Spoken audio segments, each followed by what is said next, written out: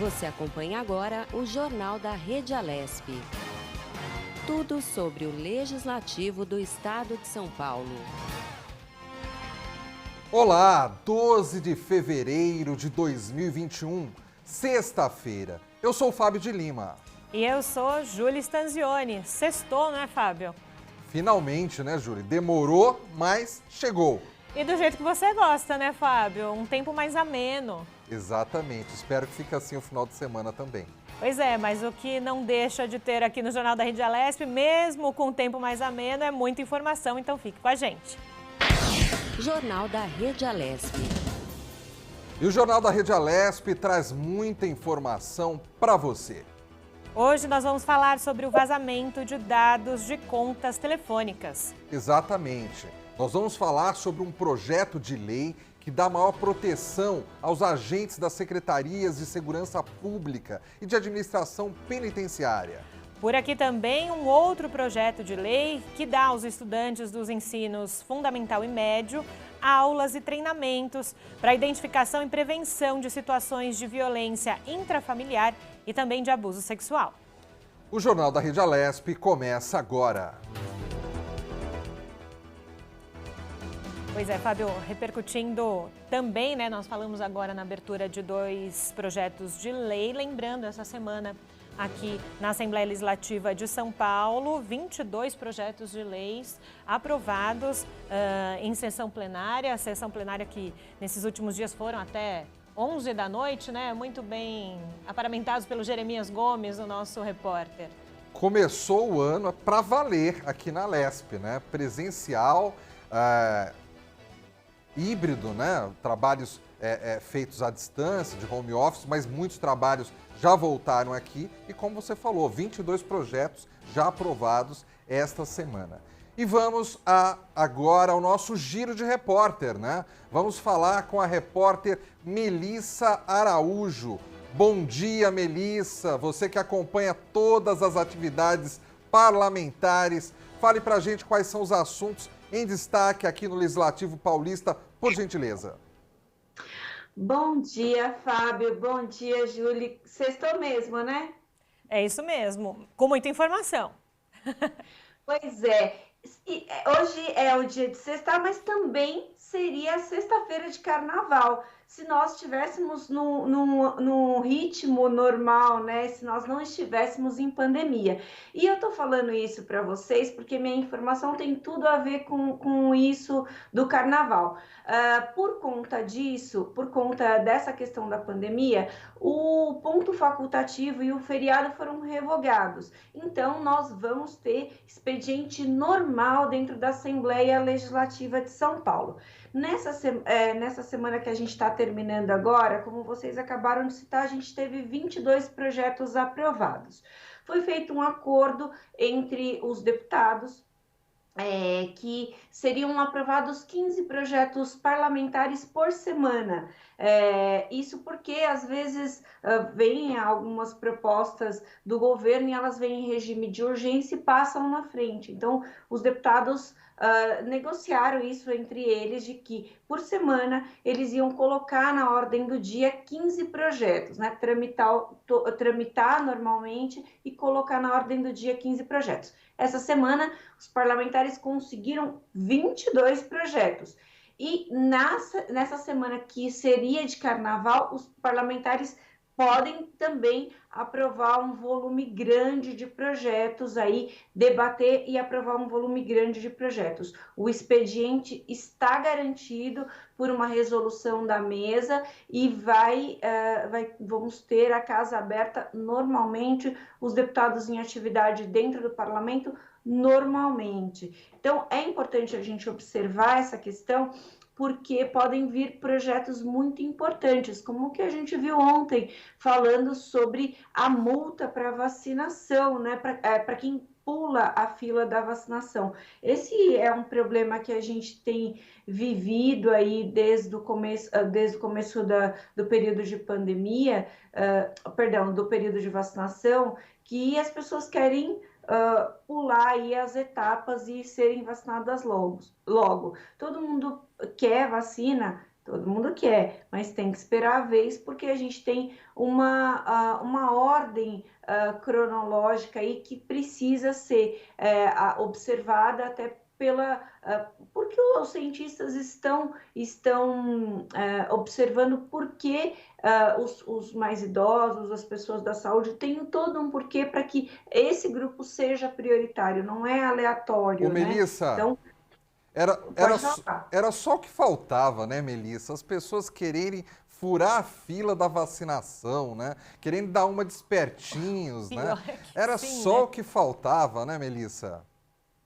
Pois é, Fábio, é lamentável, né? A gente sabe que ainda temos um pequeno número de vacinas, o Butantan está produzindo mais vacinas, a perspectiva do governador é que tenha vacina para toda a população do estado de São Paulo, mas precisa esperar, não tem o que fazer, né? Não tem, a gente tem os idosos nas nossas casas, né? Não sei vocês, mas eu tenho, e a gente fica na expectativa. A minha por eles, né? E de outras pessoas também. Então, assim, a gente não pode pular as etapas aí e querer passar na frente dos outros, né?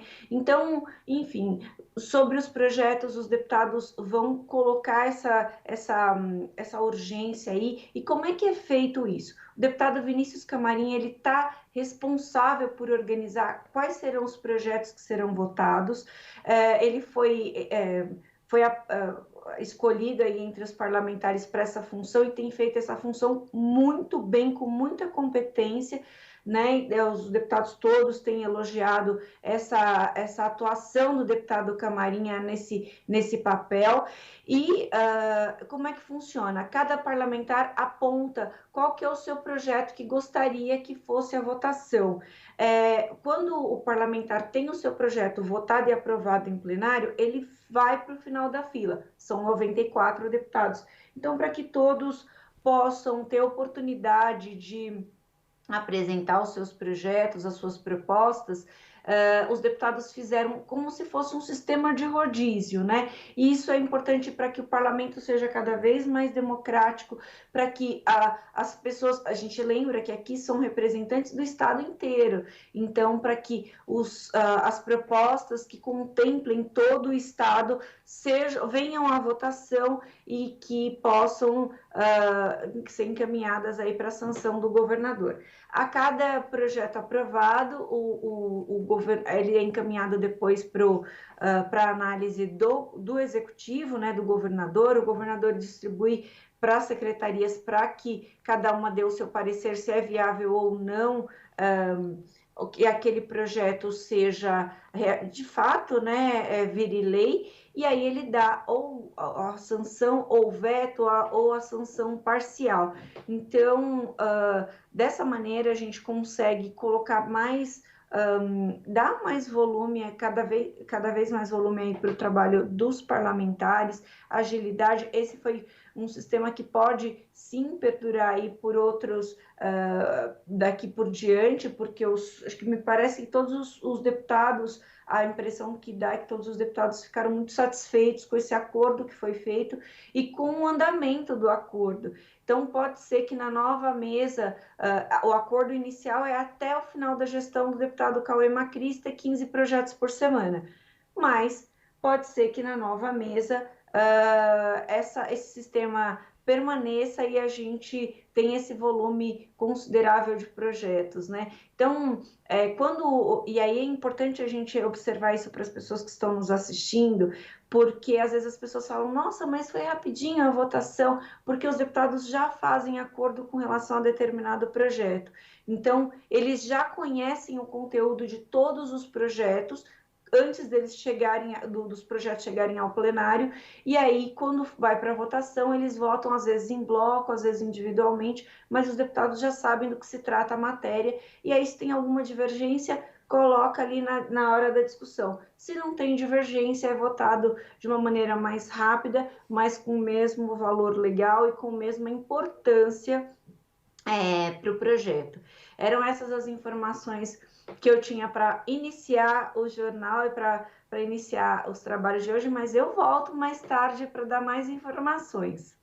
Perfeito, Melissa. Muito bem. Até ainda dentro do que a Melissa falou sobre o pessoal do Fura-Fila, né?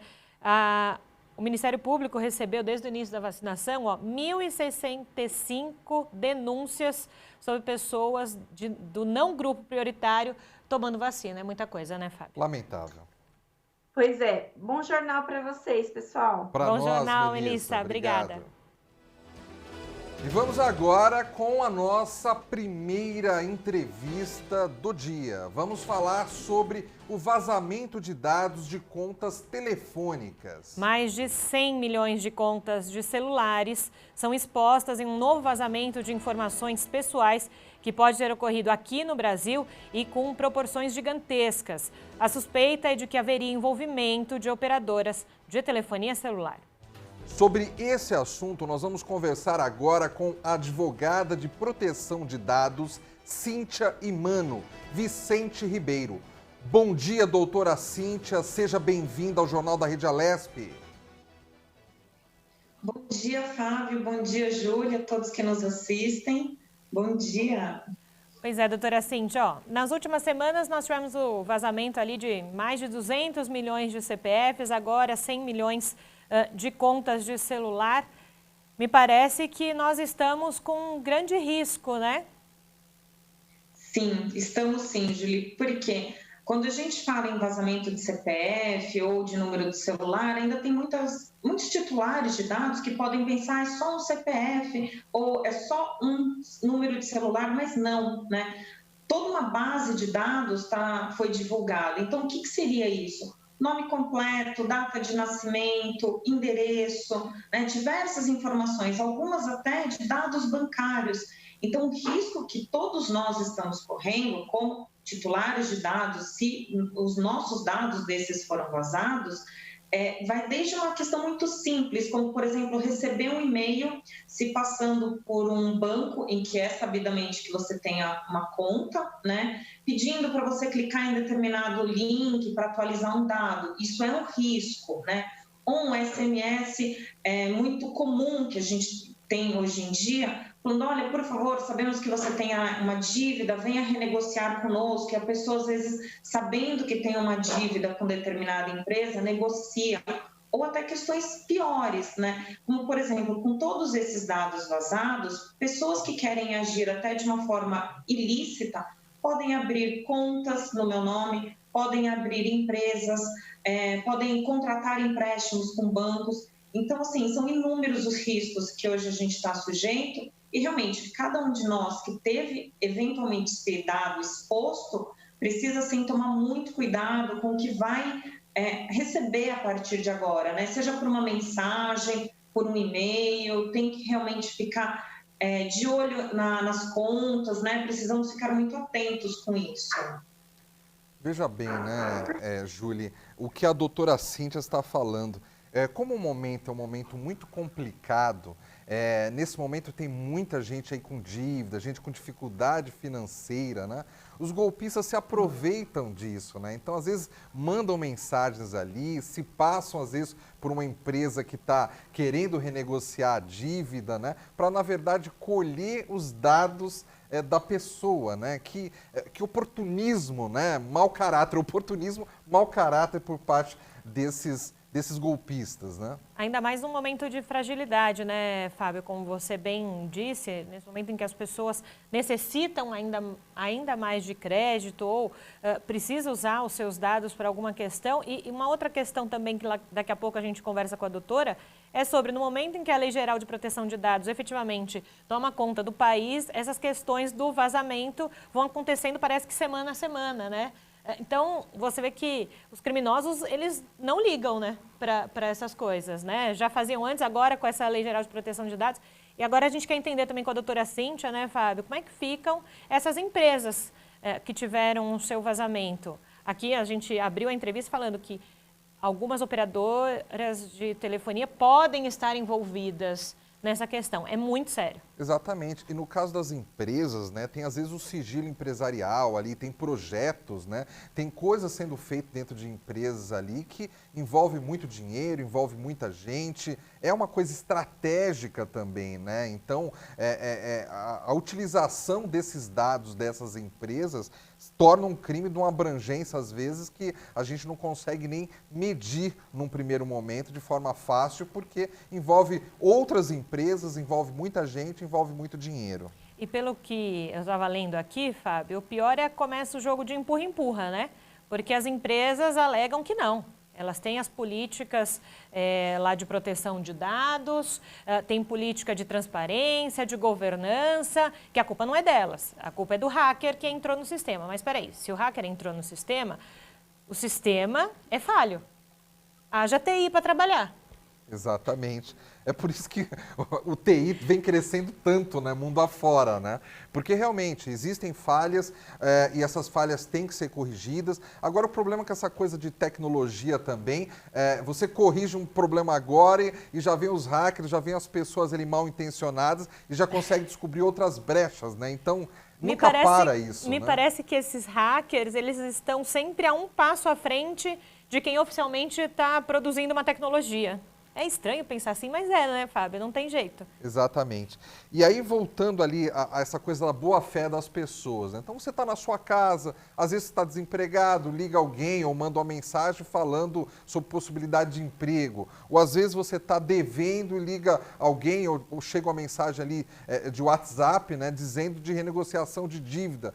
Você é bem intencionado, você quer ver o que está acontecendo, se aquilo dali pode ser bom para você, né? Então, é tudo isso que a doutora Cíntia vai nos explicar, vai continuar nos explicando a partir de agora. Doutora Cíntia, eu quero aproveitar até para fazer a seguinte pergunta para a senhora. Com esse vazamento de dados, acaba tendo consequências até bastante graves, né? E o que a gente deve fazer? É válido registrar um boletim de ocorrência numa delegacia ou tem outras formas de se resguardar até mais eficientes? Explica isso para os nossos espectadores, por gentileza. Claro, Fábio. Na verdade, é sempre orientado o boletim de ocorrência, que na verdade ele pode até ser feito na forma eletrônica, né? Não precisa de um titular sair da sua casa e ir até uma delegacia, ainda mais nesses tempos, né? Ele pode acessar o boletim de ocorrência eletrônico. Claro, precisaria ter a confirmação de que o dado dele foi efetivamente vazado, e aí voltamos um pouco naquele aspecto que a Júlia comentou. As empresas ainda não confirmaram o vazamento, né?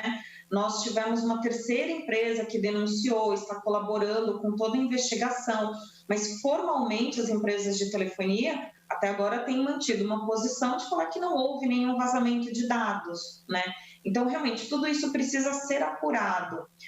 Havendo essa confirmação de que, sendo eu uma titular de dados e, vamos dizer, cliente de uma dessas operadoras, tive o meu dado exposto de alguma forma, sim, registrar um boletim de ocorrência para garantir, eventualmente, isso que nós conversamos, que sejam abertas empresas em meu nome, ou sejam feitas compras online, né, através de algum cartão de crédito, ou até mais, que criem um cartão de crédito com todos os meus dados, com a facilidade que a gente tem hoje, né, e tudo isso possa acontecer, porque aí realmente o desgaste é muito maior de um titular. Ele tem que provar, né, que ele não teve essa compra, e como que ele provaria? Simples, com esse boletim de ocorrência, né? Não só isso, mas também o Banco Central ele disponibiliza um serviço do registrado com algumas possibilidades de consulta para algumas transações bancárias. Então, é prudente sim. Só que, como falamos, né, muitas vezes as pessoas elas não têm acesso a essas informações, muitas vezes os titulares de dados não sabem que podem fazer isso. Então, para quem tiver conhecimento, seria prudente.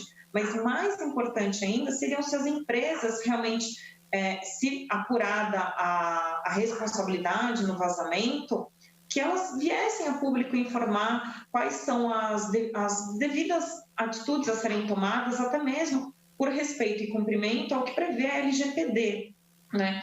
Apesar de ainda não termos as sanções vigentes, elas só vão acontecer em agosto desse ano, a LGPD já está realmente regulamentando, e foi como a Julie falou no começo, tem que ter essa responsabilidade, a empresa tem que vir a público, se apurado que realmente teve um vazamento de dados, comunicar a extensão desses dados, quais dados foram vazados, o que ela está fazendo de alguma forma para minorar o acontecido, porque uma vez que os dados são expostos, eles não têm como serem recolhidos, né? Não existe mais essa possibilidade de voltar atrás. Então, todos os cuidados têm que ser tomados pelos titulares, mas também lembrando que nem todos eles, às vezes, têm acesso à internet, à informação, a um conhecimento. Então, a responsabilidade maior fica como das empresas realmente. E aí, aproveitando, doutora Cíntia, esse gancho da senhora, a partir do momento em que as empresas não se responsabilizam,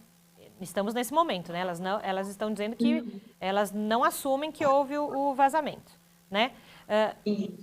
Isso pode acontecer porque realmente elas ainda não identificaram esse vazamento internamente com o seu núcleo de tecnologia, ou porque temem algum enquadramento mais para frente na própria LGPD, e isso, uma terceira via. Isso vai de encontro com relação à transparência, né? Se fala tanto em transparência e, como a senhora disse agora, quando você comunica ao seu cliente o que aconteceu, você está sendo transparente. Quando você nega, você não está sendo transparente. Exatamente, Julie.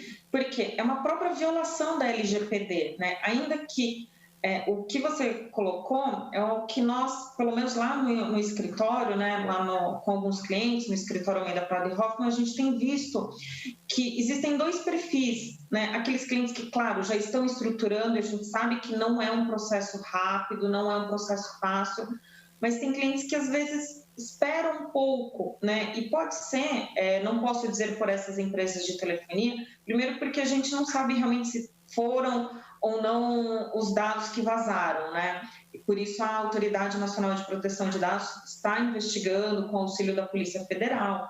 Mas realmente toda empresa que segue a LGPD, que tem um respeito ao público, sim, ela tem que, por transparência, comunicar o que foi vazado, como aconteceu isso, mas também existe toda uma política de prevenção. Então, pode sim haver um certo temor das empresas, porque, de fato, isso, a imagem delas para o público nem sempre traduz uma confiança, né? Tem muito titular de dado que pode pensar, poxa, mas os meus dados não estão seguros, como isso pode acontecer, né?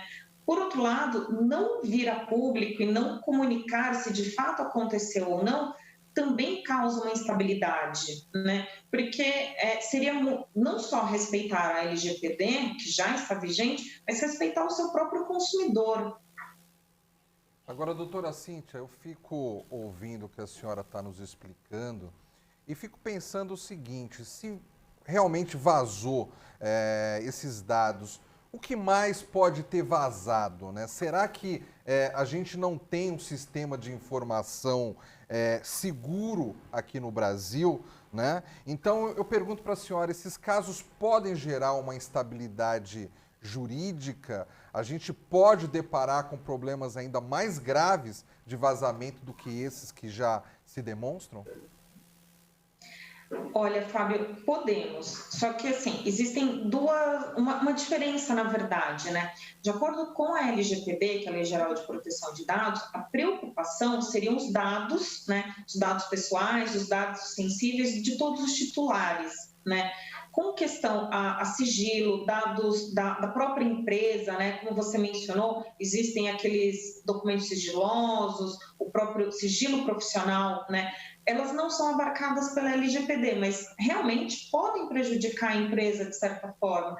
Então, causa uma instabilidade tanto no titular, que não se sente seguro, quanto na empresa, porque da mesma forma que podem ter vazado os dados pessoais dos titulares, podem ter vazado outras informações e isso acaba impactando, de certa forma, com a concorrência, né? Mas também gera uma instabilidade, de uma forma geral, porque nós precisamos de uma atuação realmente de verificar o que aconteceu, né? Que é da Autoridade Nacional de Proteção de Dados.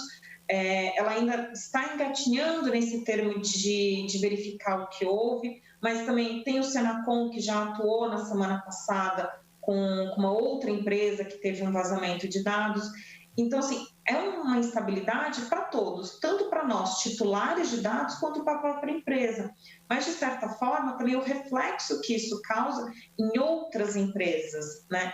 Tanto pode servir de exemplo para que outras empresas comecem a se adequar, comecem a entender a preocupação e a responsabilidade com o público, quanto do que isso vai transparecer. Mas, realmente, como você disse, causa uma instabilidade jurídica muito grande.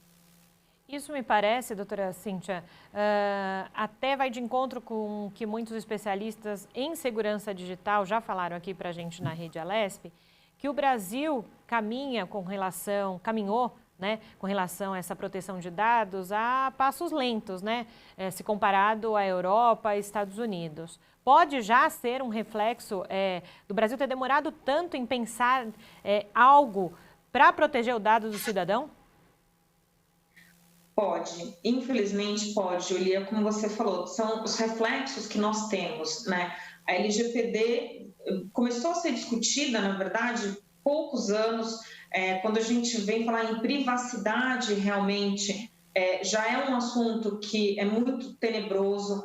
Quando a gente fala em proteção de dados, se comparar com a Europa, né, que realmente trata da proteção de dados há décadas, nós estamos realmente atrasados. O fato da Lei Geral de Proteção de Dados só ter entrado em vigor em setembro do ano passado, com diversas discussões, né, seja pelo ambiente de pandemia, seja por outras questões econômicas, gerou realmente uma instabilidade e algo que a gente usa muito no meio jurídico, que é essa lei vai pegar ou não. Na verdade, uma lei não pega, né? A gente costuma brincar, o pessoal, né, todos os advogados, meus colegas, nós brincamos que uma lei não se pega. Ela está vigente, ela deve ser cumprida.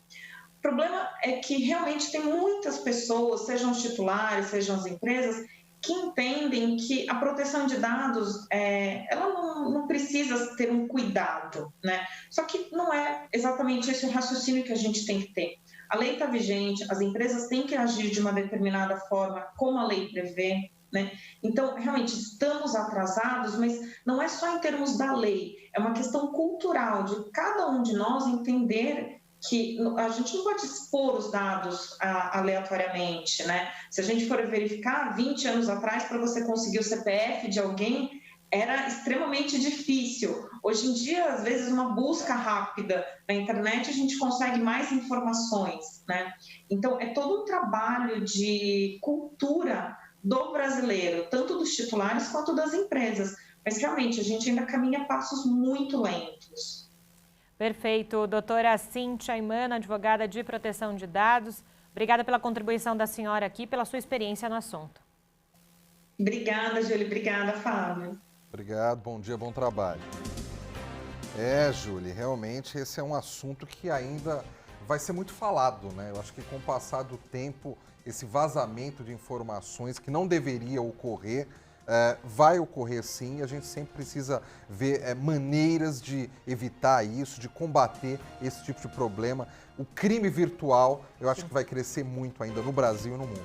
É isso mesmo, e a gente espera então repercutir nas próximas semanas também se chegou a um denominador comum, pelo menos um norte de onde esses vazamentos começaram, né? Exatamente. E agora vamos falar sobre carnaval virtual. O festival Tô Me Guardando, evento virtual organizado pela Prefeitura de São Paulo, que ocorre no período do carnaval, terá início nesta sexta-feira. Serão 380 atividades virtuais, como apresentações de blocos, oficinas e bate-papos. Pois é, em nota, a Secretaria de Cultura destacou que a iniciativa inédita pretende apoiar as manifestações carnavalescas aqui de São Paulo no momento em que a pandemia ainda impede a realização da maior festa de rua do mundo. A abertura do festival, que ocorre às 20 horas, às 8 horas da noite, portanto, contará com o tradicional bloco Afro Ilu Obá de Mim, no mesmo trajeto que o cortejo percorre todos os anos, da Avenida São Luís à Praça Ramos de Azevedo. Serão projetados vídeos com imagens de desfiles passados. Um carro de som com um telão de LED mostrará no percurso o manifesto Iluo Badmin Carnaval 2021, também a partir das 20 horas, nas redes sociais. O bloco Pilantragem abre as apresentações virtuais, então ninguém vai ficar sem carnaval, pelo menos hoje em casa. No festival, cada bloco será responsável pela produção e transmissão de suas apresentações, que poderão ser assistidas gratuitamente nas redes sociais dos próprios blocos. A programação completa das atrações pode ser vista na página da Prefeitura. Jornal da Rede Alesp. É isso mesmo, né, Júlia? Então, quem gosta de carnaval vai ter a opção aí de acompanhar um carnaval diferente, mas de forma online. Sem carnaval não fica. Não é o carnaval de rua, é o carnaval da sala, do quarto, não é? Serve assim.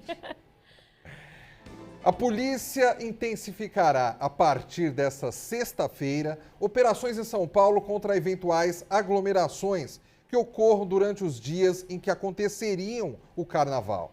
A festa foi oficialmente cancelada pela Prefeitura em razão da pandemia de coronavírus. As ações, que deverão terminar no próximo dia 22, terão participação das Forças da Segurança do Estado, Polícia Militar, a PM e a Polícia Civil e também do município, Guarda Civil Metropolitana, a GCM, segundo informações do Ministério Público.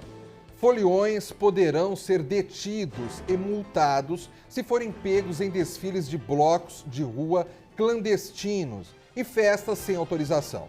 Eles serão levados a uma delegacia e depois liberados para responder por crime contra a saúde pública. A folia não está permitida nesse ano e para se evitar a propagação do vírus, que já matou mais de 17 mil pessoas aqui no município.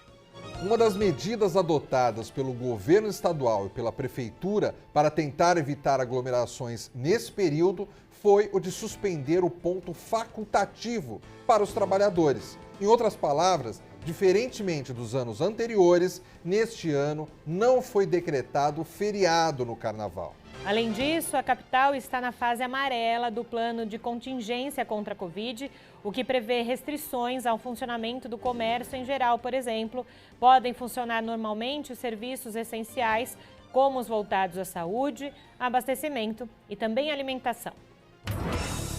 Jornal da Rede Alesp.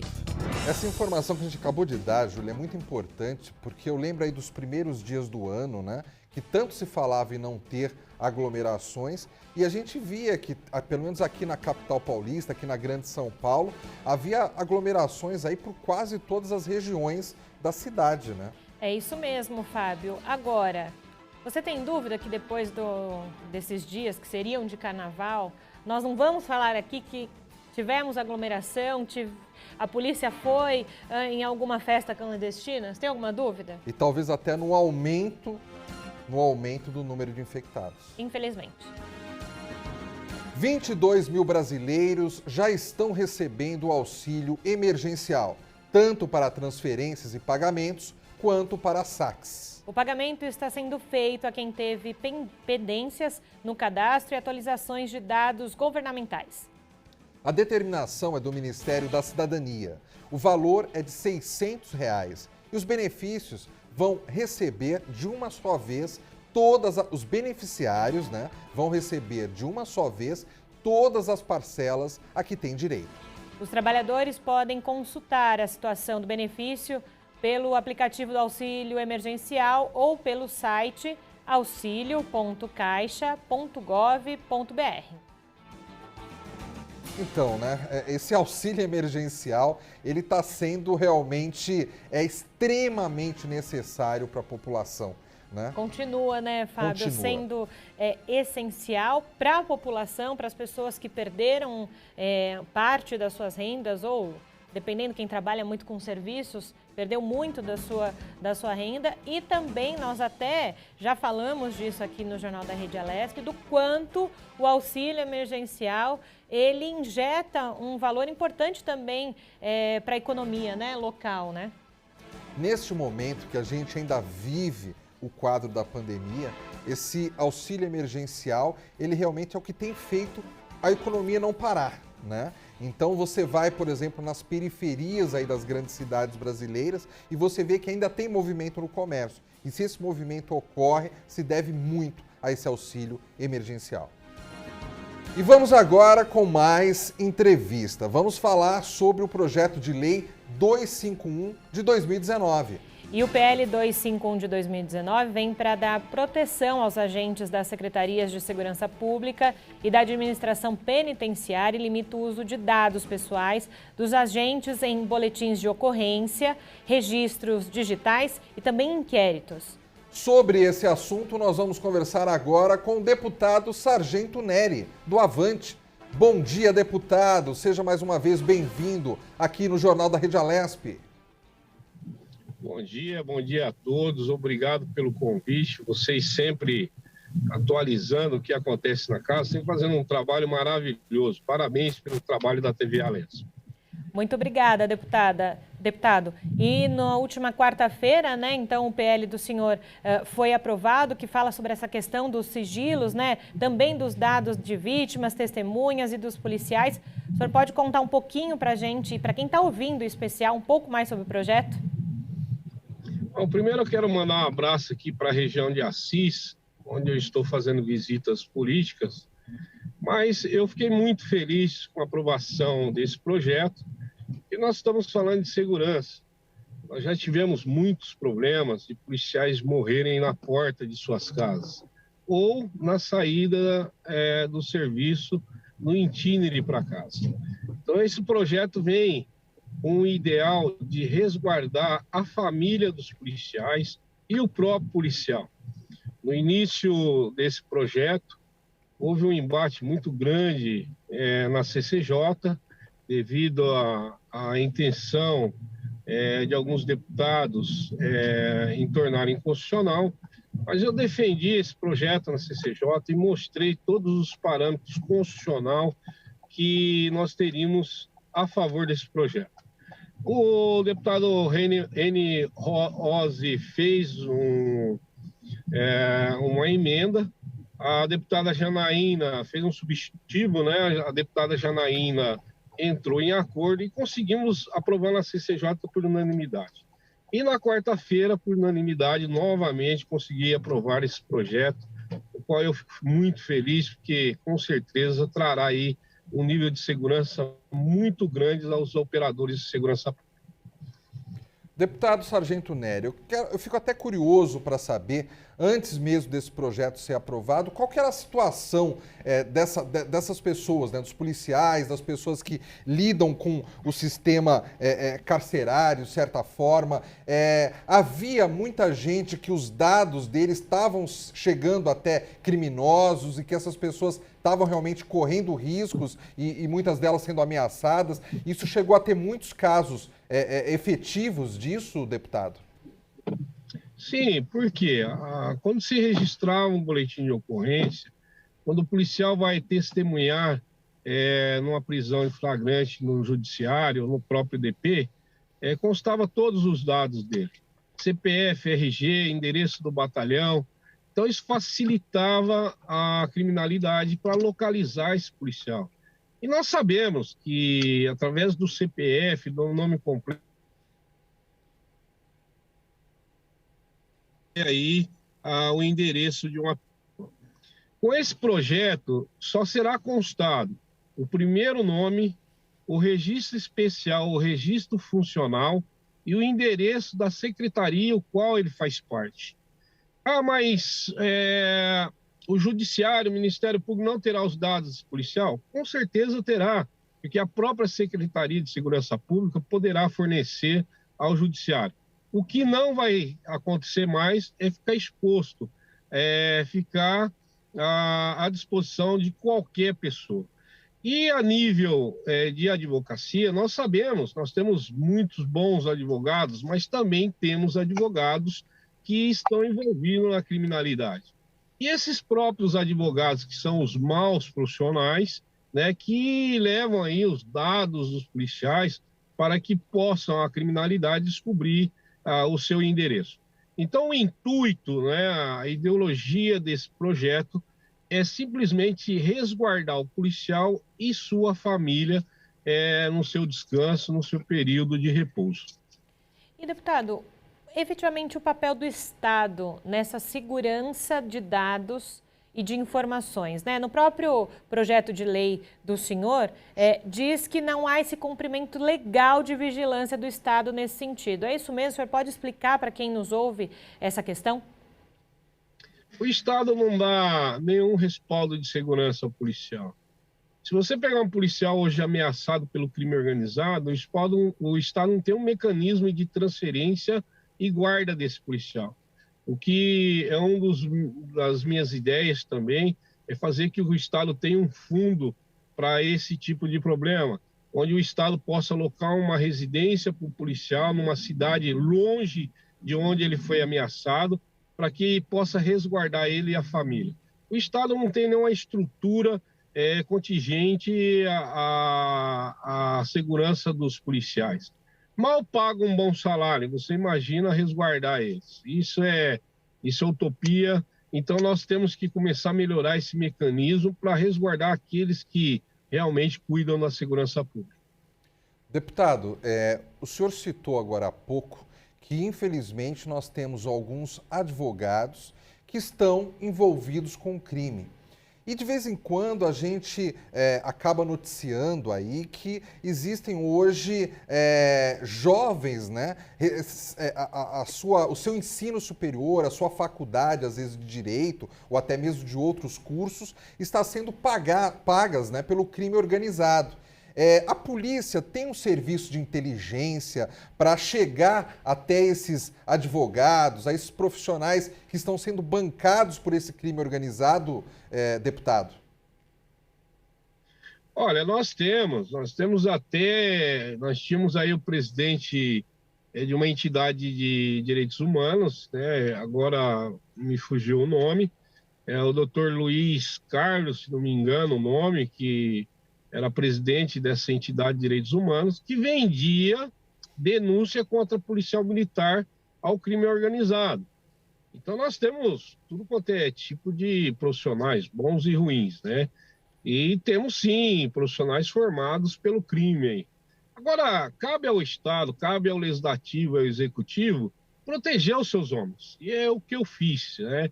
É fazer um projeto para realmente resguardar os dados desses profissionais, que já, ao meu ver, deveria estar acontecendo há muitos anos, né? Hoje nós temos dados aí e residências expostas de policiais desnecessariamente. Nós poderíamos ter feito esse trabalho anteriormente, mas nunca é tarde, então estamos com o projeto aprovado. Espero que o governador venha sancionar, porque ele não tem nenhum vício que venha prejudicar a parte constitucional, financeira do Estado. A única coisa que queremos é proteção aos policiais. E além da proteção aos policiais, né, deputado, o senhor sempre, na sua fala, sempre lembra o quanto os policiais são essenciais, a categoria é essencial, óbvio, né, para a segurança pública, mas que muitas das vezes não são olhados do modo como deveriam com relação àquilo que recebem, como o senhor agora disse para a gente, de proteção aos seus. Ainda é muito complicada essa situação, não só no estado de São Paulo, mas imagino que no Brasil também. Criou-se uma cultura que o agente de segurança pública ele está para cuidar e não há uma preocupação em cuidar dele. Então, eu acho que essa cultura tem que mudar. Nós temos que realmente pensar em cuidar do policial para que ele preste um bom trabalho à sociedade. E como que se cuide de um policial? Com um bom salário, com especialização, com reconhecimento, né? Então, esses são os cuidados que nós temos que ter com os policiais para que eles possam fazer uma boa prestação de serviço. O Estado de São Paulo, se não me engano, é o 26º pior salário da União. É uma vergonha para o Estado isso. Nós estamos cobrando do governador já há muito tempo essa reação salarial, não só desse governo, mas de governos anteriores. Então, esperamos que no futuro próximo consigamos aí realmente fazer com que a parte salarial seja efetivamente resolvida na parte de segurança pública. Não pode um homem e mulheres viverem entre a vida e a morte e colocar e ter aí um salário como hoje é pago. Então, nós precisamos estruturar a segurança pública em termos de salário, reconhecimento e tudo mais. E esse projeto vem no intuito de reconhecer, né, que o policial precisa de proteção. Deputado, quando o senhor fala que é necessário um pouco mais de reconhecimento em vários segmentos aí relacionados aos policiais e o financeiro é um desse, né, o salário é um desse, um policial normalmente ele não ganha mais porque o Estado não tem dinheiro ou é falta de vontade mesmo dos administradores, na sua opinião? Ao meu ver, que conheço aí todo o planejamento financeiro do Estado, até porque nós votamos o orçamento, eu vejo uma má vontade governamental de se fazer um trabalho realmente na carreira dos policiais e na parte salarial dos policiais. Então, nossos governadores pouco se preocuparam. A Polícia Militar, em específico, ela tem um regulamento muito duro, que é o tapa-boca dos policiais. Então, eles são praticamente os últimos escravos nesse século, porque eles têm que suportar toda a carga excessiva de trabalho, um salário pequeno e não podem se manifestar. Então fica aqui o meu repúdio a esse governo João Dória, que não cumpriu nenhuma vírgula do que foi prometido. Então nós esperamos que realmente um dia a segurança pública seja reconhecida, não através de uma viatura nova, mas sim pelo reconhecimento salarial dos seus homens.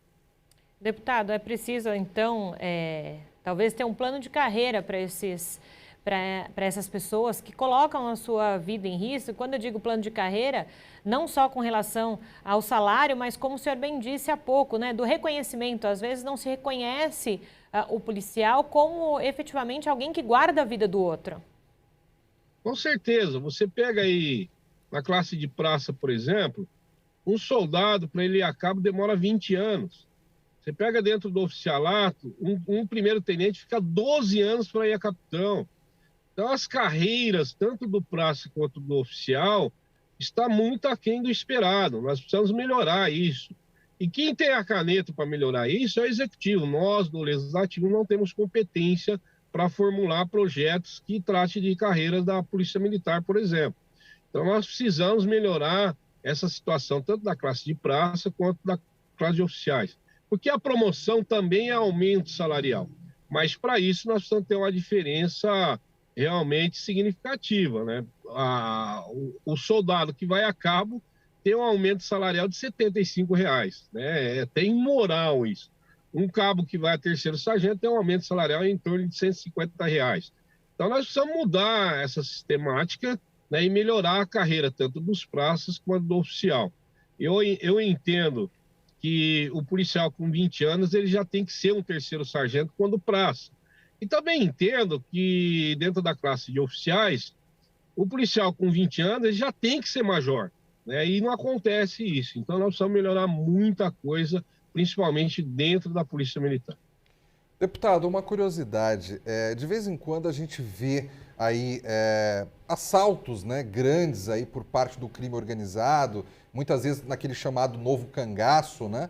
E a gente vê armas muito pesadas sendo usadas pelos criminosos, né? A gente fala até naquela .50, né, que consegue derrubar até helicóptero. Em questão de armamento, em questão de condições de proteção e armamento, os policiais do estado de São Paulo estão bem resguardados ou não? Hoje, em termos de armamento, temos sim boas armas, né? Há pouco tempo o governo teve a aquisição das Glocks.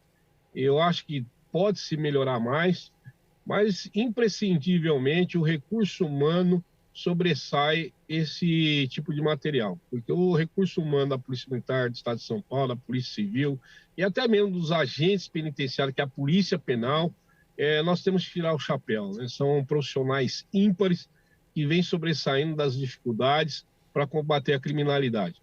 Mas eu acredito que nessas três polícias precisa-se um investimento maior em equipamentos e armamentos. Ainda é pouco o que temos. Agora, uma outra questão, deputado, vacinação.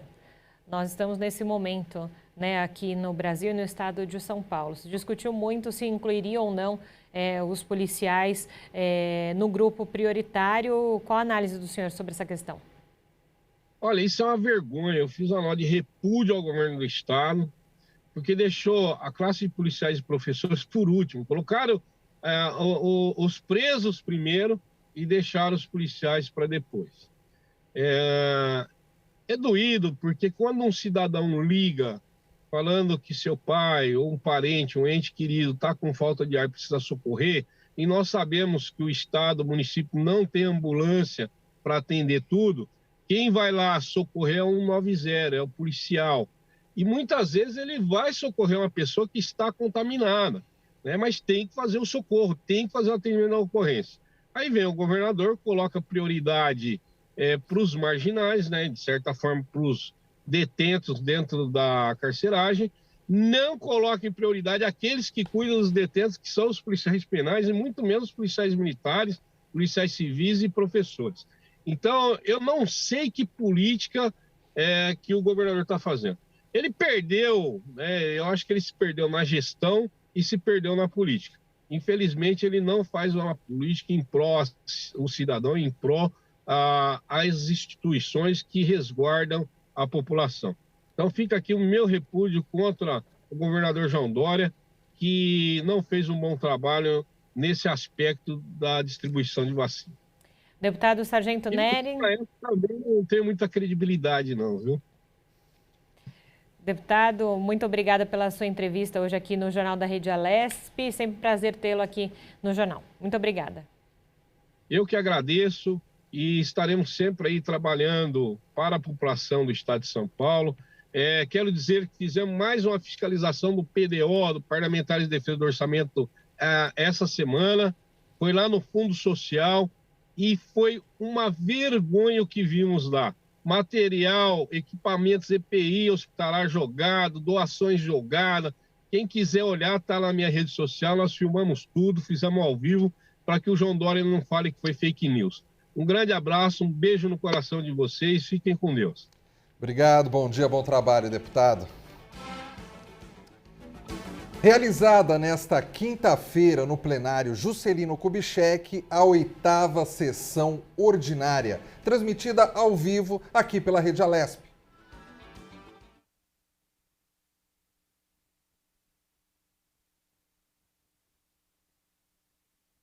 Que deu início ao pequeno expediente, onde os parlamentares têm um tempo regimental de 5 minutos para o uso da tribuna. O primeiro orador foi o deputado Castelo Branco, que falou da nova Zona Azul da cidade de São Paulo. Nós estamos aqui diante de mais um caso grave. O novo modelo de concessão de estacionamento rotativo na cidade de São Paulo, a chamada Zona Azul, começou a funcionar este ano de 2021 sob duras críticas. Justas críticas. O serviço privatizado do estacionamento de rua começou a valer agora no dia 17 de novembro de 2020 e o valor cobrado continuará a ser R$ 5,00 por hora, claro, com reajustes anuais de acordo com a inflação ou outros que o executivo determine. Moradores de várias regiões da cidade estão reclamando que muitas ruas de bairros estão sendo privatizadas com a criação da Zona Azul. Eu que era cidadão, eu que sou dono do meu espaço público, agora a prefeitura quer cobrar mais um pedacinho. O deputado Carlos Gianazzi citou na tribuna um comunicado externo da Subsecretaria da Educação que deixou o parlamentar indignado. O que diz esse comunicado 147? Diz o seguinte, que nós parlamentares, é um ataque à Assembleia Legislativa, inclusive, deputada Janaína. Ele diz o seguinte, que agora, para Vossa Excelência fiscalizar uma escola, Vossa Excelência vai ter que agendar antes e vai ter que ter autorização e o acompanhamento de alguém da diretoria de ensino. Senão Vossa Excelência não vai entrar na escola para fazer uma diligência, uma fiscalização e uma visita. Daqui, olha, ou seja, atacando a nossa prerrogativa de fiscalizar o executivo. O deputado doutor Jorge do Carmo falou da necessidade de mais políticas públicas para os municípios. O Estado de São Paulo, a Secretaria do Estado de São Paulo e Habitação, tem um programa denominado Cidade Legal, que é um programa que proporciona apoio técnico, condições para que esses municípios que muitas vezes não têm recurso para investir em infraestrutura, em regularização, em equipe técnica, a Secretaria do Estado proporciona, através de um convênio, a possibilidade de ajudar esses municípios. O deputado Frederico Dávila criticou uma notícia do jornal Globo que noticiou a expulsão dele do PSL. Eu não sei nem como é que eles tiveram acesso a isso, uma vez que não é pública. Ela foi entregue no meu gabinete. A decisão faz parte de um movimento de expurgar bolsonaristas radicais do partido. Quer dizer, você ser leal é você ser radical. Antes dele já havia sido expulso de Gil Diniz, Douglas Garcia, etc. A última expulsão até então havia sido da Valéria Bolsonaro, e que também não foi expulsa. O deputado Ricardo Melão destacou na tribuna o trabalho do parlamentar de fiscalizar o Poder Executivo. Execução orçamentária significa aquele dinheiro que o governo tira de você através do pagamento de IPVA, de ICMS, entre outros impostos. Aqui eu citei os estaduais, para depois gastar esse mesmo dinheiro com serviços públicos. E esperamos que isso seja feito com aquilo que é essencial, né? Poder proporcionar saúde de qualidade para aqueles que precisam, poder proporcionar educação de qualidade para aqueles que precisam, principalmente, e poder proporcionar segurança pública para todos.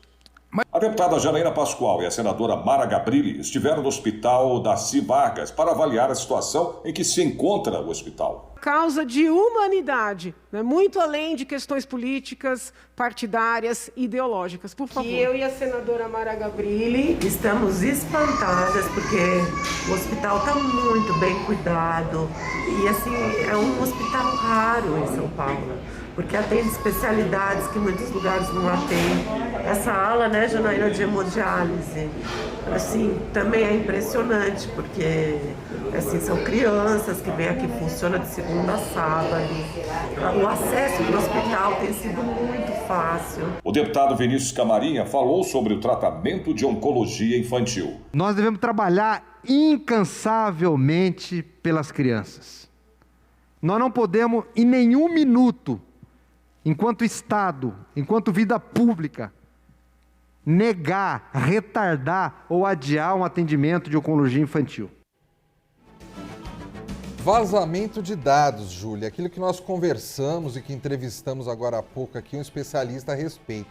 Menos de um mês e mais uma vez os brasileiros são apanhados pela informação de um novo mega vazamento de dados pessoais pelos celulares.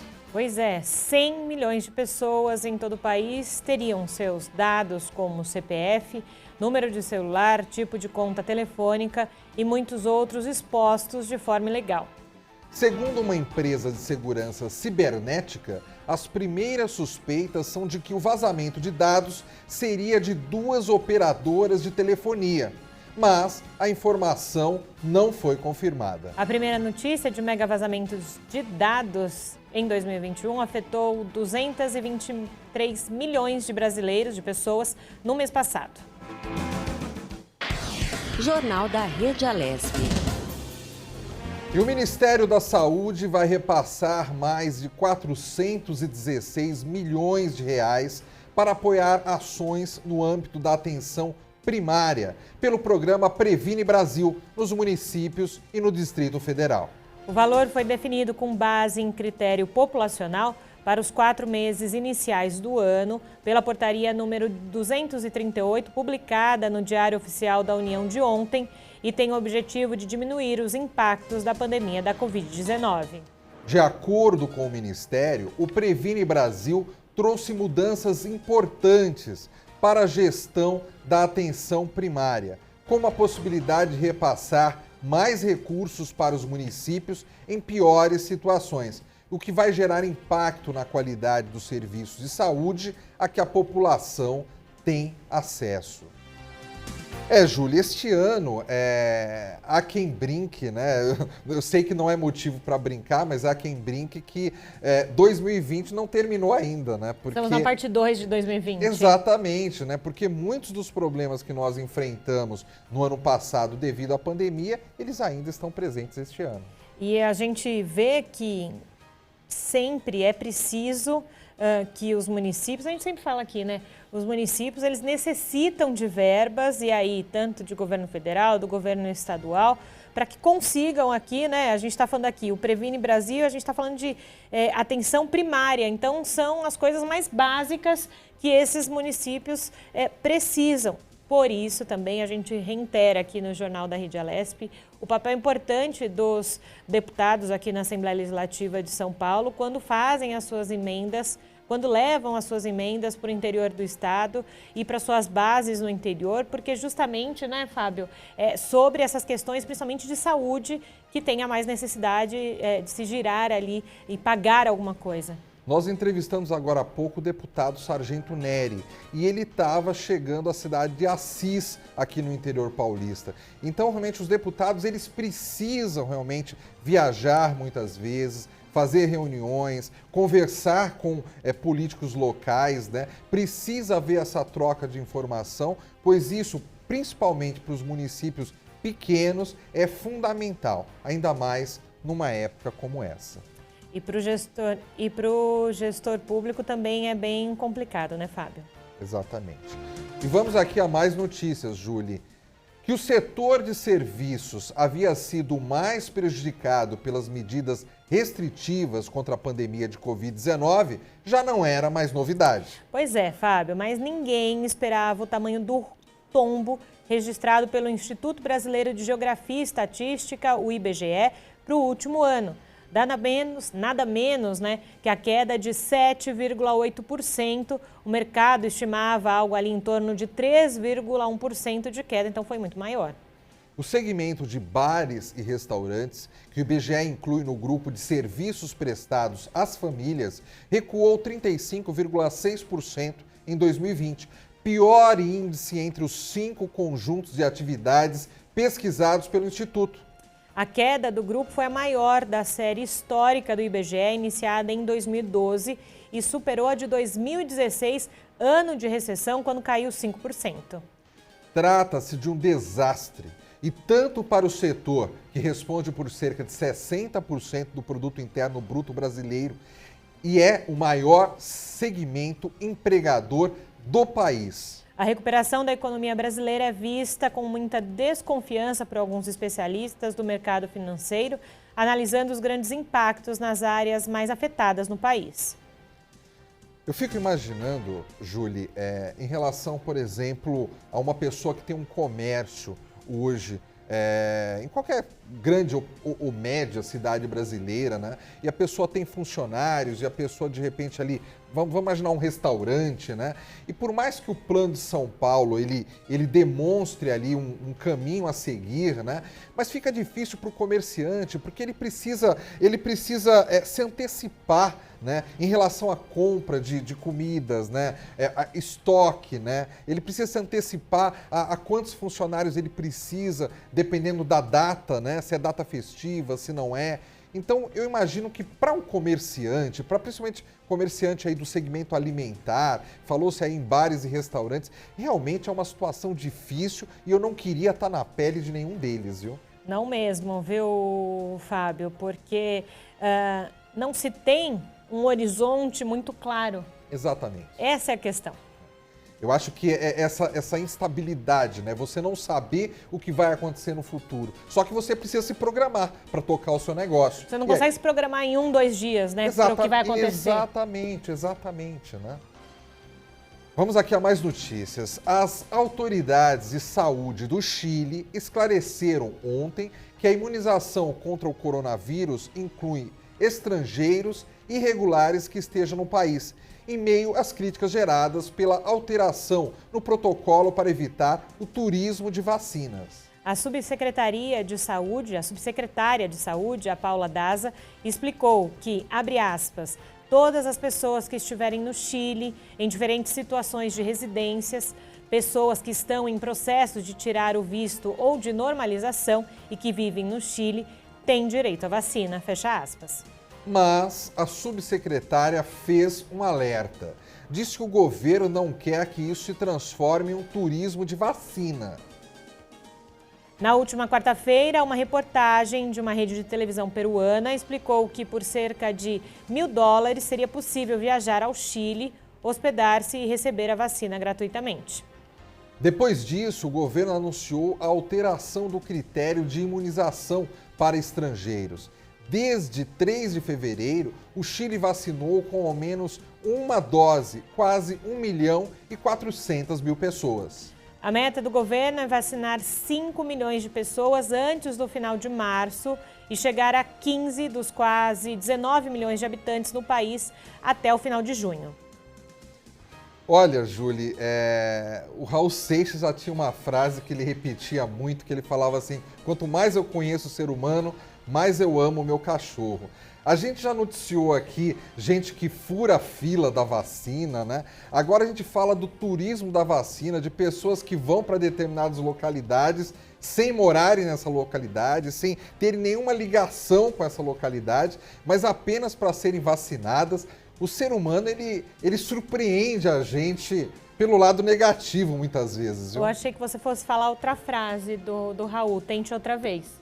Porque é o jeito, viu? Não, tá difícil. E aí, Fábio, não sei se no começo do ano você lembra de uma nota que no grande comércio popular no Rio de Janeiro estavam vendendo a vacina por R$50. Exatamente, tinha camelô vendendo a vacina, né? Pois é, então a gente vê que quando se trata de consciência das pessoas, olha, a gente fala muito disso aqui, as pessoas vão falar, nossa, mas eles estão sendo repetitivos de falar de consciência. Mas quando a gente coloca consciência das pessoas, não só para essa questão de vacina, não, para muitas outras coisas do nosso dia a dia e da vida, é difícil. Ô, Júlia, até lembrei de uma coisa agora que não tem a ver com vacina, mas no mesmo lugar onde venderam a vacina antes dela existir, eu não sei se você lembra quando lançaram a nota de R$200, eu acho que um mês antes da nota ter sido lançada, já estava circulando no comércio popular do Rio de Janeiro. Eu não sei se é para rir ou para chorar, viu, Fábio? É melhor a gente seguir aqui o nosso Jornal da Rede Alesp dessa sexta-feira. O plenário da Câmara dos Deputados aprovou nesta semana o novo marco legal do mercado de câmbio. O texto segue agora para análise do Senado. É isso mesmo, o novo marco facilita o uso de moeda brasileira em transações internacionais e abre espaço para bancos e outras instituições financeiras brasileiras investirem no exterior recursos captados no Brasil ou no próprio exterior. E vamos agora de entrevista, né? Vamos falar de outro projeto de lei aprovado aqui no Legislativo Paulista. É o PL 647 de 2020. O projeto de lei busca oferecer aos estudantes dos ensinos fundamental e médio aulas e treinamentos que, respeitando a fase do aluno, levem à conscientização e possibilidade de identificação e prevenção de situações de violência intrafamiliar e de abuso sexual. Sobre esse assunto, nós vamos conversar agora com a deputada doutora Damares Moura, do PSDB. Bom dia, deputada. Seja bem-vinda mais uma vez ao Jornal da Rede Alesp. Bom dia a todos vocês da Rede Alesp, do Jornal da Rede Alesp. É uma oportunidade muito significativa de podermos tratar sobre este projeto de lei que é muito caro para o meu mandato e para a minha trajetória. E, deputada, justamente, né, é uma trajetória que se debruça sobre essas questões. Então, a senhora pode contar para quem nos ouve, nos vê agora, como foi concebido esse PL? Esse PL, ele nasce exatamente de uma vivência, de um acúmulo, no meu caso, de pelo menos aí 15 anos, tratando da questão da violência doméstica e nas relações intrafamiliares. E já está muito bem identificado quem são os indivíduos vulneráveis nestas relações intrafamiliares, né, que são aqueles que estão mais sujeitos a serem submetidos a ciclos de violência, abuso, maus tratos, negligência, abandono afetivo, violência patrimonial, moral, física, sexual, psicológica. São tantas as faces da violência, mas há um grupo muito vulnerável e são indivíduos em formação e, naturalmente, o fato de serem indivíduos em formação já lhes coloca numa situação de vulnerabilidade ainda maior, porque isso limita a sua compreensão a respeito do processo de violência e de abuso que está vivendo, né? Então, são indivíduos que precisam ser esclarecidos, conscientizados, educados, alertados, né? E nós estamos falando das crianças e adolescentes. É claro que hoje os adolescentes, até pelo acesso que eles têm às mídias e a tanta informação e tanto conteúdo, eles têm assim, maior condição de entender. Mas as crianças não têm. Isso já está muito bem firmado pelos especialistas, o quanto as crianças vivem processos de violência por anos, de abuso sexual por anos, e não compreendem que estão vivendo e, portanto, não contam, não denunciam. E não há ninguém que possa intervir, porque para você fazer qualquer tipo de intervenção, você precisa conhecer o problema, né? Então, eu fui, ao longo dos anos, entendendo que os processos educativos, eles são os mais consistentes. Não temos como resistir a isso, nem contestar que a educação é a porta para transformar realidades. E, a partir disso, então, idealizei trazer este conteúdo de forma sistemática nas escolas de São Paulo, e isso envolve professores e alunos. Professores, porque estes deverão ser capacitados, não é, a ministrarem conteúdo adequado de treinamento e conscientização dessa criança e deste adolescente para identificar, não é, que aquela realidade que ele está vivendo, ela diz respeito a uma violência ou um abuso sexual. E claro que isso tudo será ministrado conforme a faixa etária de cada, né, criança e para adolescentes, com uma linguagem adequada, não é, a fim de que o objetivo, que é o de levá-los à consciência de que sofrem e precisam contar para alguém, que isso seja uma realidade. Deputada Damares Moura, eu quero até pegar o gancho no que a senhora falou sobre a formação ali dos professores, né? Porque se nós precisamos passar mais informações, até para ajudar as crianças e adolescentes a se defenderem, né? E muitas vezes o professor é a pessoa mais próxima daquele aluno ali, de segunda a sexta, numa sala de aula, é às vezes uma pessoa em quem o aluno confia, né? A criança confia no professor. Fale um pouco mais para a gente, por gentileza, dessa formação dos professores em relação a esse assunto. Eu peguei um modelo, né? Eu tive acesso a um modelo de trabalho que se realiza numa escola privada aqui do estado de São Paulo, e ele é tão simples, e a gente imagina que para que um conteúdo desse seja introduzido é preciso uma grande estrutura, não é, uma grande capacitação, e não é verdade. Por isso que o ônus, por exemplo, para o estado, ele seria muito pequeno, porque o conteúdo é muito simples. As falas são muito simples, não é? Apenas para que a criança faça essa identificação, né? E o professor, só reforçando o que você disse, ele pode ser uma porta, inclusive para a denúncia.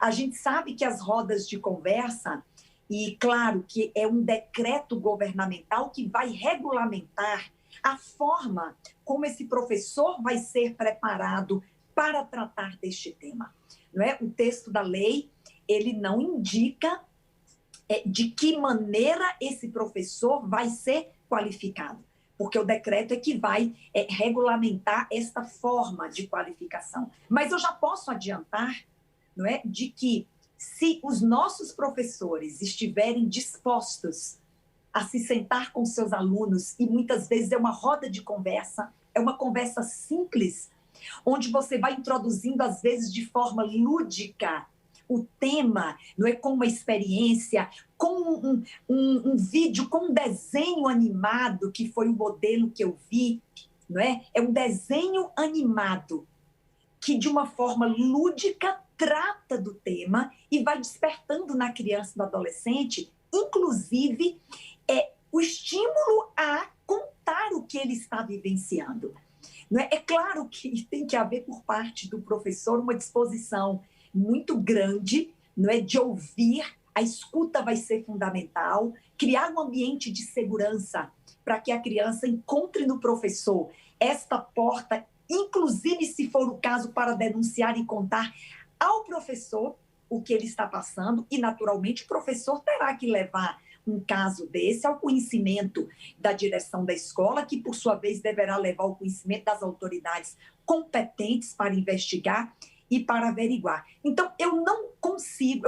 Eu sou professora, eu tenho formação em letras e dei aula desde crianças até ensino adulto, não é? E posso afirmar que nós, professores, temos um enorme potencial em nossas mãos para criar esse ambiente de segurança para a denúncia, para a conversa, para o compartilhamento, não é? E para a conscientização destes alunos. Não vejo que será um grande ônus preparar este professor, mas vejo que é preciso que o professor esteja sensibilizado a fazer essa entrega do seu tempo e da sua, da sua sensibilidade para criar este ambiente de segurança para tratar de um tema que é tão urgente e é tão necessário.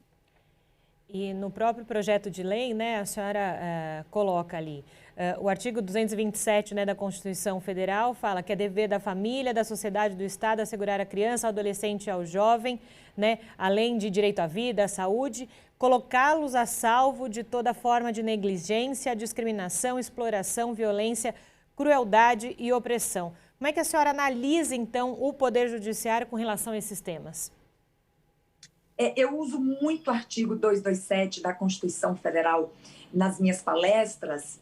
Aliás, eu uso muito a Constituição Federal porque ela fixa esses princípios que precisam ser desdobrados em outras legislações para que o exercício do direito seja efetivo, não é? E o artigo 227, de forma bem sintética, diz que é dever de todos. Então, quando ele diz que é dever... Nós tivemos um pequeno probleminha com a conexão da deputada Damares Moura.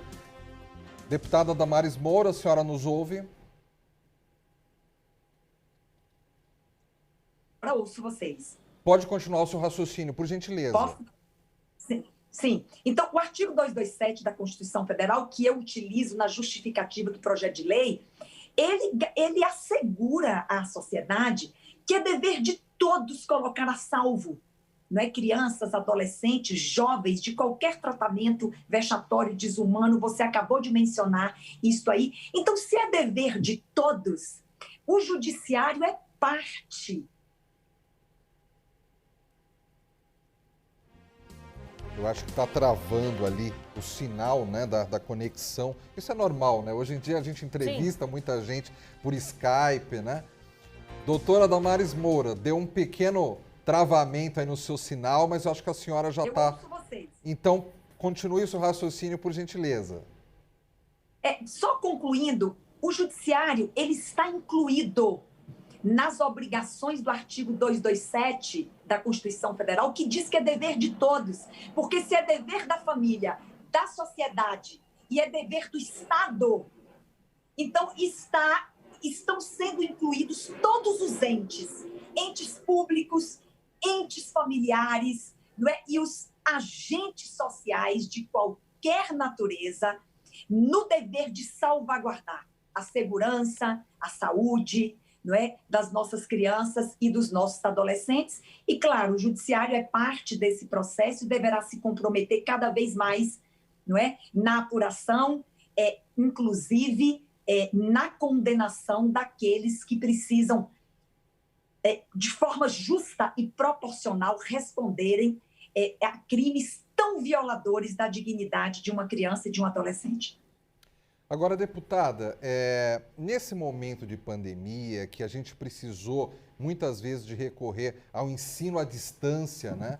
Ficou claro que se, por um lado, o ensino à distância dá certo, foi uma maneira de a gente continuar ali tendo os nossos alunos aprendendo, né? É óbvio que nada acaba substituindo o ensino presencial, mas a minha preocupação é o seguinte: ficou claro também que existe uma desigualdade social muito grande e nem sempre as crianças ali, os jovens, têm acesso ao mesmo tipo de informação.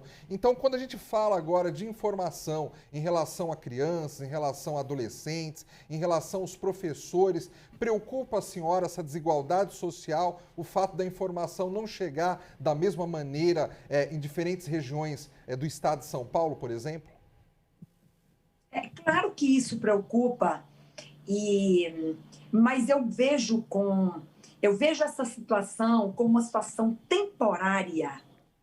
E é claro que não vai ser possível colocar todos os alunos, vamos falar do estado de São Paulo, colocar todos os alunos em condição de igualdade nesse momento no acesso à sua escolarização. Porque a pandemia, ela trouxe uma situação muito inesperada para a qual o Estado não estava preparado, nenhum país do mundo se preparou para essa pandemia e para o prolongamento dessa pandemia, não é? Todos esperávamos ali no começo que o tempo ia ser muito mais curto. E as estruturas não estavam prontas, não é? Inclusive para esse atendimento de acesso à escolarização com igualdade para todos. Né? Então, eu quero contemporizar aqui e dizer que a grande expectativa é de que essa situação de acesso desigual à escolarização, que é uma realidade agora durante a pandemia, embora o governo do estado de São Paulo esteja fazendo grandes esforços, não é, para não acarretar prejuízo aos alunos, mas ainda assim a gente sabe que algum prejuízo haverá. Mas essa é uma situação temporária, não é, que a vacinação e todos os esforços em torno da saúde estão ocorrendo exatamente para abreviar o quanto possível esta necessidade de que a escolarização retorne à normalidade, e esse esforço é evidente aqui no estado de São Paulo. Então, prejuízo haverá, mas é temporário, não é? E a gente espera que em breve todas as crianças voltem à sala de aula e tenham condição de seguir acessando as mesmas informações que estão disponíveis a todos. Deputada, nós estamos falando de crianças e adolescentes, mas a gente sabe que quando se fala em violência intrafamiliar, abuso sexual, também as famílias como um todo precisam de ajuda, né? Nesse sentido, como que a senhora vê essa questão de assistência às famílias, né? Porque muitas vezes essas famílias também são pré-julgadas pelos acontecidos dentro de casa.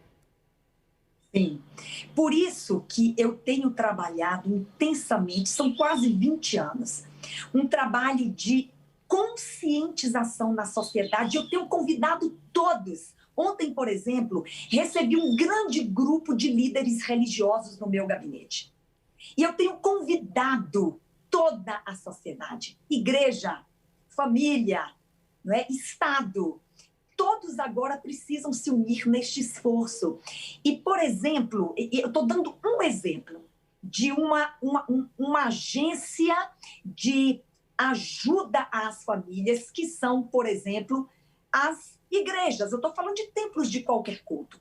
Não é? Há um líder religioso ali que ele influencia de forma significativa as famílias que frequentam aquele espaço religioso.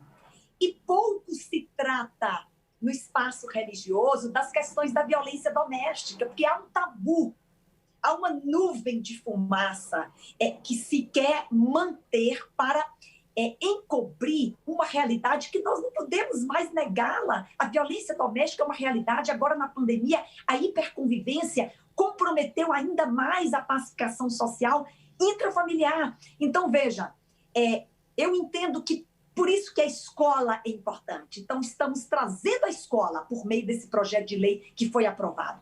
Mas temos que trazer a família. Eu criei a Frente Parlamentar de Combate à Violência Doméstica, que está super ativa. Nós estamos criando comitês regionais em todo o estado de São Paulo, e esses comitês regionais, eles têm uma única missão: fazer trabalho educativo e preventivo. E quem vai participar dessas ações nos comitês regionais da Frente Parlamentar de Combate à Violência Doméstica? As famílias, os educadores, não é? Há outros profissionais de outras áreas do conhecimento que queiram se qualificar minimamente, não é? Para tratar essa questão, para combater. Então, veja, a família, ela precisa de ajuda, sim. Ela precisa de rede de proteção. O Estado tem os CRAS, os CREAS, os Centros de Referência da Mulher, e aí eu estou falando da violência doméstica contra outros vulneráveis, não é? Que podem atender as famílias com atendimento jurídico, psicológico, social, às vezes médico-hospitalar. Temos já uma rede no Estado, né? O Ministério Público, a Defensoria Pública, tem os seus núcleos de defesa da infância, de defesa da mulher. Tudo é importante. As famílias precisam desse atendimento por parte do Estado quando o fato já aconteceu, não é? Mas as famílias precisam principalmente ser estimuladas a estar mais atentas à sua criança, ao seu adolescente, aos sinais, porque a violência e o abuso sexual, a vítima, ela vai emitir sinais claros, a família tem que conhecer isso. E como é que a família vai conhecer isso? Com campanhas. Campanhas, eu tenho defendido as campanhas promovidas pelo Estado, não é? Reuniões intencionais promovidas pelas igrejas. Eu tenho chamado todos e vamos espalhar pelo Estado os núcleos da Frente Parlamentar de Combate à Violência Doméstica, exatamente para fazer trabalho preventivo e convidar as famílias a entenderem o ciclo da violência, os sintomas, os sinais, né, para poder ajudar, identificar e salvaguardar esses entes vulneráveis nas relações intrafamiliares. Perfeito. Obrigada, deputada doutora Damaris Moura, pelas suas explicações aqui tão importantes para a gente sobre o tema. Eu que agradeço a oportunidade de participar mais uma vez com vocês do Jornal da Rede Alesp. Muito obrigada, um abraço a todos os ouvintes e a vocês da Rede Alesp. Bom dia, bom trabalho, deputada. E vamos aqui com mais notícias. Punições para descumprimento da ordem de vacinação contra a Covid-19 são definidas. A aprovação do texto ocorreu em sessão extraordinária na Assembleia Legislativa de São Paulo. A iniciativa é de autoria dos parlamentares Gilmaci Santos, do Republicanos, e Henry Ozzy Cooker, do Novo. Fica estabelecido que agentes públicos superiores deles e a pessoa vacinada serão penalizados caso não sigam o que foi determinado pelos planos oficiais de imunização contra o coronavírus. As sanções serão por meio de processos legislativos para os servidores. Será aplicada a multa de 850 unidades fiscais do Estado, o equivalente a mais de R$24 mil. Além disso, eles devem ser afastados das funções e podem ser exonerados. Para quem for imunizado fora da fase cronológica correta, o valor da pena é de mais de R$49 mil. Se o indivíduo for trabalhador público, a quantia dobra. O dinheiro arrecadado será destinado ao Fundo Estadual da Saúde. Gilmaci Santos comenta o principal objetivo da medida. Para que a gente possa dar uma legalidade, vamos dizer assim, né, a esse momento que nós estamos vivendo, que são essas vacinas, para que o cronograma siga sem que haja aí fraude, né, na vacinação. Por isso nós apresentamos esse projeto de lei. Ele também destacou a necessidade de punir aqueles que desrespeitarem a ordem da fila de vacinação. O deputado Edson Giriboni, do PV, defende a definição de regras claras sobre o processo de imunização. Um projeto importante, coerente, porque nós temos que ter regras bem claras para tratar um assunto tão importante quanto a imunização contra o coronavírus. Então, eu quero cumprimentar os dois deputados e dizer que fiquei muito feliz com a aprovação desse projeto. A medida também institui que sejam realizadas campanhas de conscientização para orientar o cidadão a respeitar as prioridades previstas e divulgadas. A proposta segue para a sanção ou veto do governador João Dória. Jornal da Rede Alesp. Um estudo do INCOR, Instituto do Coração, do Hospital das Clínicas, aqui de São Paulo, constatou que 80% dos pacientes recuperados da Covid-19 tiveram perda de memória e dificuldade de concentração. A pesquisa avaliou 185 pessoas e os pacientes apresentaram ainda sonolência, falta de equilíbrio e problemas de raciocínio. As sequelas da Covid-19 também afetam a execução de várias tarefas, mudanças comportamentais e emocionais, além de confusão mental. A OMS, que é a Organização Mundial da Saúde, aguarda os resultados finais do estudo do INCOR para adotar a metodologia desenvolvida na pesquisa como padrão em âmbito mundial no diagnóstico e também na reabilitação da disfunção cognitiva pós-Covid.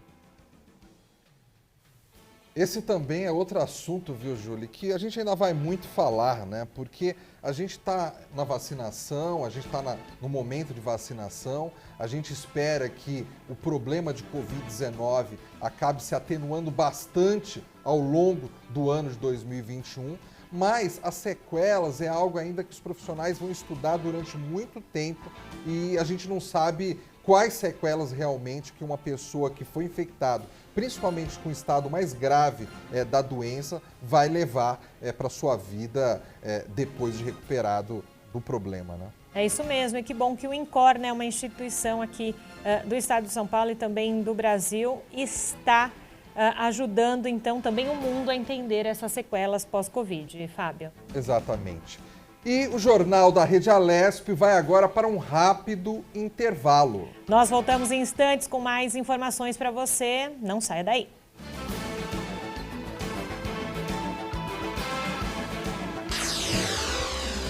Você acompanha Jornal